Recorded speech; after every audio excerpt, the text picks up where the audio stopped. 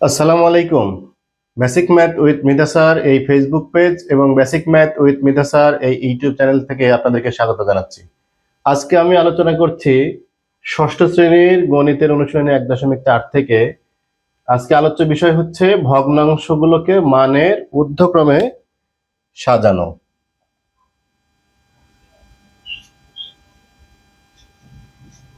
ঊর্ধ্বক্রমে সাজানো। তো আমার কিছু ভগ্নাংশ দেওয়া আছে, এখানে দেখেন মোট 3টা ভগ্নাংশ দেওয়া আছে। একটা হচ্ছে 2 এর নিচে 5, 7 এর নিচে 9 আর আরেকটা হচ্ছে 15 এর নিচে 8। এই 3টা ভগ্নাংশকে আমরা কি করব, এই মানের ঊর্ধ্বক্রমে সাজাবো। তো মানের ঊর্ধ্বক্রমে সাজাতে গেলে আমাদেরকে আগে করতে হবে কি, ভগ্নাংশগুলোকে আমার সমহর বিশিষ্ট ভগ্নাংশে রূপান্তর করতে হবে। তো যেহেতু সমহর বিশিষ্ট ভগ্নাংশে রূপান্তর আমি এর আগে একটা ভিডিওতে দেখিয়ে দিয়েছিলাম, তাই আমি যেই অংশটুকু সমহর বিশিষ্ট ভগ্নাংশের সেই অংশটুকু আমি এখানে করে রেখেছি, তার পরবর্তী অংশটুকু শুধু আমরা আজকে কমপ্লিট করব। তো সমহর বিশিষ্ট ভগ্নাংশে আমরা কিভাবে তৈরি করেছিলাম, নির্ণয় করেছিলাম, তার একটু ব্যাখ্যা আমি দিয়ে দিচ্ছি। সমহর বিশিষ্ট ভগ্নাংশ রূপান্তর করতে গেলে আমাদেরকে যেটা করতে হবে, যে ভগ্নাংশগুলো দেয়া আছে তার হরগুলো লসাগু নির্ণয় করতে হবে। তো দেখেন এখানে আমি কিন্তু হরগুলো লসাগু নির্ণয় করেছি। এখানে দেখা যাচ্ছে কি হরগুলো সবই কি সহমৌলিক সংখ্যা, তাই কোনো কিছু দিয়ে ভাগ যাচ্ছে না। এই তিনটাকে গুণ করে দিয়ে আমি হরের লসাগু বের করে ফেললাম 360। এখন নিয়ম হচ্ছে, এই যে লসাগুটা হলো, এই লসাগুটাকে দেখেন এই প্রথম ভগ্নাংশের হর দিয়ে কিন্তু ভাগ করতে হবে। এই যে আমি আলাদা কালিতে এই প্রথম ভগ্নাংশের হর দিয়ে এই যে এই 360কে ভাগ করেছি। ভাগ করে কি হলো, ভাগফল পাওয়া গেল কি এই 72। এখন কি করতে হবে, অতএব বা যেহেতু দিয়ে আমার এই যে ভগ্নাংশটা দেয়া আছে এই ভগ্নাংশটাকে এখানে উঠাতে হবে। উঠিয়ে কি করতে হবে, এই ভগ্নাংশ যে ভগ্নাংশটা দেয়া আছে প্রথম ভগ্নাংশ তার লবকেও এই ভাগফল দিয়ে গুণ করতে হবে, হরকেও ভাগফল দিয়ে গুণ করতে হবে। গুণ করে আমরা একটা পেয়ে গেলাম কত, এই 140 এর নিচে 360। হ্যাঁ, আবার একইভাবে কি করতে হবে, এই ভাগ এই যে লসাগুকে দ্বিতীয় ভগ্নাংশের হর, এই যে আমি আলাদা কালার দিয়ে দেখিয়ে দিয়েছি দ্বিতীয় ভগ্নাংশের হর, এই হর 9 দিয়ে ভাগ করতে হবে। তাহলে ভাগ করলে হচ্ছে ভাগফল 40। একইভাবে কি করতে হবে, অতএব দিয়ে বা যেহেতু দিয়ে এই দ্বিতীয় ভগ্নাংশটাকে উঠিয়ে নিতে হবে। তারপরে কি করতে হবে, এই লবকেও এই ভাগফল 40 দিয়ে গুণ, হরকেও ভাগফল 40 দিয়ে গুণ। গুণ করে দেখা গেল কি আমরা পেলাম 280 নিচে 360। এখন দেখেন এই দুইটা ভগ্নাংশের এই হর কিন্তু একই হয়ে গেছে, তাই আমরা বলছি সমহর বিশিষ্ট। এরপরে তৃতীয় ভগ্নাংশের ক্ষেত্রে একইভাবে আমরা তৃতীয় ভগ্নাংশের হর 8 দিয়ে ভাগ করে ভাগফল পেলাম 45। এখন তৃতীয় ভগ্নাংশটা আমরা লিখে নিলাম 15 এর নিচে 8।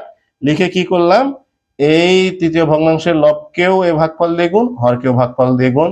গুণ করে দেখা যাচ্ছে কি এখানে একটু গুণটা বড় আছে, এই তাই এই গুণটা আমি এখানে দেখেন দেখিয়ে দিয়েছি। কিন্তু এই যে এখানে এখানে 15 আর 45 গুণ করে 675 হচ্ছে। আবার এইখানেও একটা ভাগ ছিল, এই যে 360কে 9 দিয়ে ভাগ করলে কত হয় সেটা, 360কে 8 দিয়ে ভাগ করলে কত হয় সেটা কিন্তু আমি এখানে এই যে দেখিয়ে দিয়েছি। তো এভাবে করে আমরা কি করলাম দেখেন, তিনটা ভগ্নাংশ আমরা এখানে নির্ণয় করে ফেলেছি। এই তিনটা ভগ্নাংশেরই কিন্তু হর হয়ে গেছে কত, 360। অর্থাৎ এই তিনটা ভগ্নাংশ কি হয়ে গেছে, সমহর বিশিষ্ট ভগ্নাংশ হয়ে গেছে। যখন আমরা ভগ্নাংশগুলোকে মানের ঊর্ধ্বক্রমে বা অধক্রমে সাজাবো, তখন আমাদের প্রথম পার্টটা হবে কি, ভগ্নাংশ তিনটিকে সমহর বিশিষ্ট ভগ্নাংশে রূপান্তর। তো এই অংশটুকু আমাদের আগে করে ফেলতে হবে। আজকে আমি দেখাচ্ছি যেটা, সেটা হলো কি মানের ঊর্ধ্বক্রমে সাজানো। এই অংশটুকু এখন এখান থেকে শুরু হচ্ছে। আমরা কি লিখবো, আমরা যে সমহর বিশিষ্ট ভগ্নাংশ তিনটা পেলাম সেগুলোকে আগে মানের ঊর্ধ্বক্রমে সাজাই। আমরা লিখবো কি, তাহলে তাহলে সমহর বিশিষ্ট সমহর বিশিষ্ট ভগ্নাংশ গুলোকে মানের এই যে ঊর্ধ্বক্রমে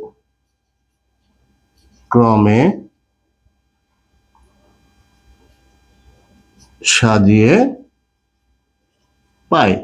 কি পাবো, এই যে এই যে এই সমহর বিশিষ্ট ভগ্নাংশগুলোকে মানের ঊর্ধ্বক্রমে সাজাবো, তাহলে আমরা একটা অনুসিদ্ধান্ত কিন্তু শিখেছিলাম, যদি একাধিক ভগ্নাংশের কি হয়, হর একই হয়, অর্থাৎ সমহর বিশিষ্ট ভগ্নাংশ হয়, তাহলে যার লব বড় সেটাই কিন্তু সবচেয়ে বড় হয়।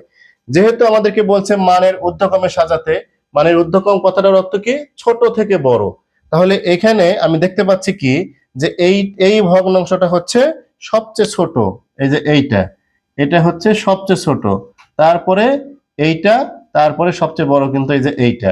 তাহলে আমরা কি করব, আমরা লিখবো সবচেয়ে ছোটটা আগে লিখে নেব। তাহলে 144-এর নিচে এই যে এই 360, এখন এই একটা চিহ্ন দেব, তারপরে কি লিখবো আমরা, 280-এর নিচে কত, এই 360, আবার কি করব আমরা, সবার শেষে লিখবো 675-এর নিচে এই যে 360। হ্যাঁ, তো দেখেন এই চিহ্নটা কিভাবে দেব, এটা একটু মনে রাখার একটা ট্রিক্স শিখায় দিই।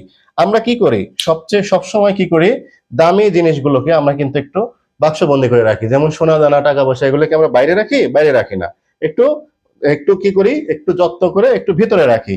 ঠিক একইভাবে এই চিহ্নটার ভেতরে আমরা অপেক্ষাকৃত বড় সংখ্যাটাকে রাখবো ভেতরে, আর বাইরে ছোট সংখ্যাটাকে রাখবো। তো দেখেন এই দুইটা যদি আমরা চিন্তা করি, আমরা যদি এটাকে বাদ দিই, এই দুইটা চিন্তা করলে কি হচ্ছে, এই যে এটা ছিল ছোট, এটা তার চেয়ে একটু বড়, তাই এটাকে একটু ভিতরে রেখে দিয়েছি, হ্যাঁ, এটাকে বাইরে রেখেছি। এইবার যদি আমরা এই দুইটা চিন্তা করি, তাহলে কি হচ্ছে, এইটা হলো বড় আর এইটা হলো ছোট, তাই এটাকে ভিতরে রাখলাম, এটাকে ভিতরে রাখলাম, এটাকে বাইরে রাখলাম। তো এইভাবে করে আমরা কি করব, চিহ্নটা কিভাবে দিব একটু এভাবে মনে রাখতে পারি, যে দামি জিনিসগুলোকে আমরা কি করি, সব সময় একটু যত্ন করে ভিতরে রেখে দিই, তাই আমরা বড়টাকে সব সময় কি করব, এই এই চিহ্নটার ভিতরে রেখে দেব। তো এইভাবে করে আমরা কি করলাম, সমহর বিশিষ্ট, আমরা এই সমহর বিশিষ্ট ভগ্নাংশের ছোট থেকে বড় ঊর্ধ্বক্রমে সাজিয়ে ফেললাম। এখন কথা হলো, এটা কি আমার অঙ্ক কমপ্লিট হয়ে গেল? না, কমপ্লিট কিন্তু হয়নি। কেন হয়নি?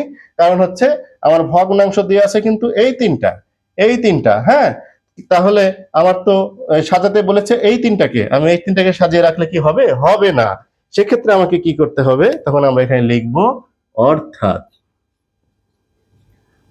অর্থাৎ কি হলো, এই যে এই ভগ্নাংশটার মূল ভগ্নাংশ কোনটা ছিল, এই 144-এর নিচে 360, এই মূল ভগ্নাংশ ছিল কোথায়, এই যে এইখানে, এটার মূল ভগ্নাংশ হলো এই যে এটা, তাহলে আমি লিখে দিব এটা হলো কি, অর্থাৎ এই 2-এর নিচে 5, এটা সবচেয়ে ছোট, তারপরে আমি পেয়েছিলাম এই 280-এর নিচে 360, এটা কোথা থেকে পেয়েছিলাম, এটা পেয়েছিলাম এই যে এখান থেকে, এই 7-এর নিচে 9, তাহলে আমি লিখে দেবো 7-এর নিচে 9, তারপরে সবচেয়ে বড় ছিল হলো এই 675-এর নিচে 360 কোথা থেকে পেলাম, এই যে এখান থেকে, এই যে এখান থেকে, এই 15-এর নিচে 8, তাহলে 15-এর নিচে 8, 15-এর নিচে 8, এটা হলো আমার, এইটা হলো কি, আমরা ঊর্ধ্বক্রমে শুধু সাজিয়েছিলাম কোনটা বড় কোনটা ছোট তা নির্ণয় করার জন্য।